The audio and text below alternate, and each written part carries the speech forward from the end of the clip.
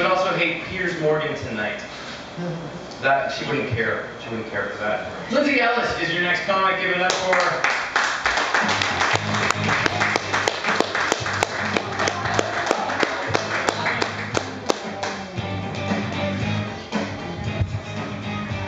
Hey everybody, my name is Lindsay.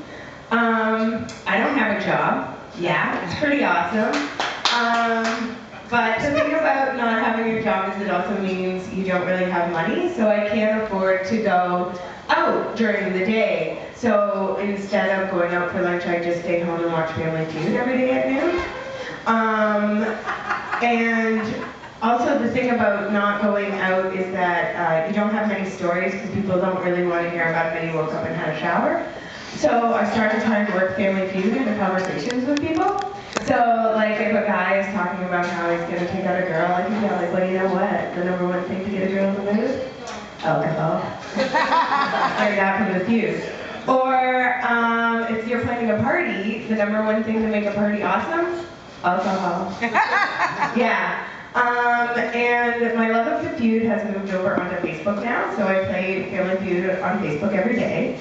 And this weekend, when I was on Facebook to play the feud, one of my friends kept popping up in my news feed, so I went to his profile to find out what was going on.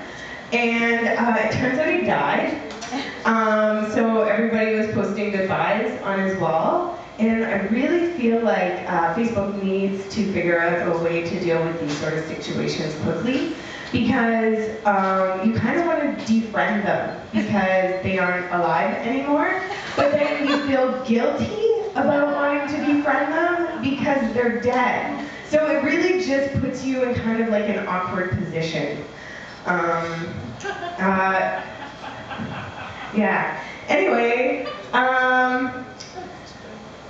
I like guys, and my friends and I like guys, and I feel as though maybe guys need some tips or advice, because I can tell you, being a single lady and having single lady friends, like, we want you to pick us up. Like, sometimes my friends and I will say, all we need is a boy to ask, and we'll go home with them tonight.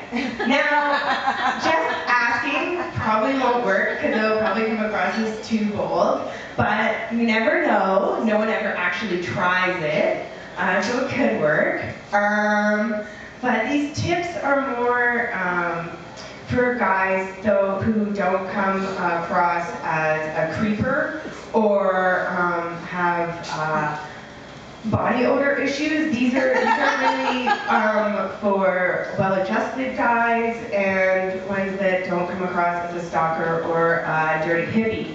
And, you know, watching the feud, only 38 men out of 100 said that showering was a #1 thing to do to prepare for a date.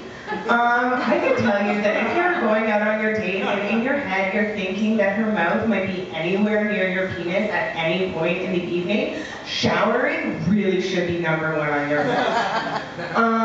And like, I don't know where guys are really getting their advice. Like, I had a guy come up to me in a bar and say, you know what, you're cute and I'm horny, let's do it. And I'm sure on internet porn, right, like, he set up a situation, me being cute, with a problem, him being horny, and then the solution, let's do it. But in real life, it doesn't work. Or I had a guy tell me that, you know, why don't we just have sex? Because if I don't have sex with him, then I'm probably not going to have sex with anybody else that night. And I'm sure a lot of girls are like, oh my god, that is such a good point. Like, if I don't sleep with you, I probably won't be sleeping with anyone else. You are better than nobody. But, like, just a tip there, like, you know, have a little self-esteem. Be better than somebody, you know? Yeah, and then another guy, he came up to me and he said, you know what? I really like to take home a girl who's somewhere between paraplegic and deaf. Like, she's that drunk. And knowing that he was somewhere between sexually assaulting the physically disabled and sleeping with dead people did not entice me to go home with him. So Tip, don't say anything like that. Ew. And then, you know when you're drunk and then you decide it's like a really, really good idea to call someone up to have sex? You know what? Before you make the phone call, just head back into the washroom. And if you can't get things to rise to the occasion on your own, then just forget about the phone call. Because as amazing as sex sounds when you're drunk, it's really frustrating for us. And then to have to pretend like it's no big deal so that we don't hurt your ego, it's a lot of pressure. And I remember this one guy, after a lot of foreplay, I was all like, you know what, this isn't gonna happen, like we should just forget about it. And then he kind of got upset, and then he's all like, well, if you don't want to keep helping me out, I'm just gonna go and watch porn. And I said, I thought about it, and you know what, we've been at it for about an hour, and I'm real, and I felt as though like the porn probably wouldn't even start, let alone finish anything. So I said, yeah, sure, go ahead, watch some porn, I don't care. I don't have to do anything else.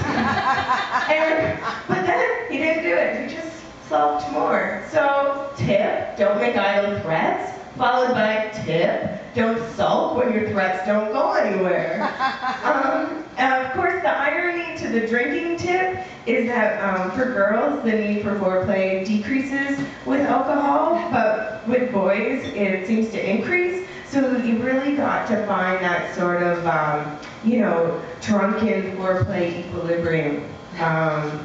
Another good one is if you're not underage or living with your parents, don't own a single bed. It just kind of says, I don't have girls over much, and if we do it, you're not sleeping over, because I don't do sleepovers. So just a tip, buy a grown-up bed. And FYI, a double mattress on the floor is not a grown-up bed. Now, I'm not saying that girls are perfect, because girls are crazy. Okay, so what happens is, it usually comes from us not knowing really how you feel about us. So we'll get an idea in our head, like, he's ignoring me. He doesn't really like me. Maybe he never even really ever liked me. You know what? I bet this whole relationship has just been one big joke. And then, instead of having a real-life conversation in which our fears might become true, we just analyze every single move and every word you've ever said to prove our hypothesis. But as an FYI, don't ever accuse your girlfriend of being in crazy girl town, because if she is in crazy girl town, it will make her even crazier. And if she wasn't there, it will send her there. Okay, thanks. That's me, Lindsay.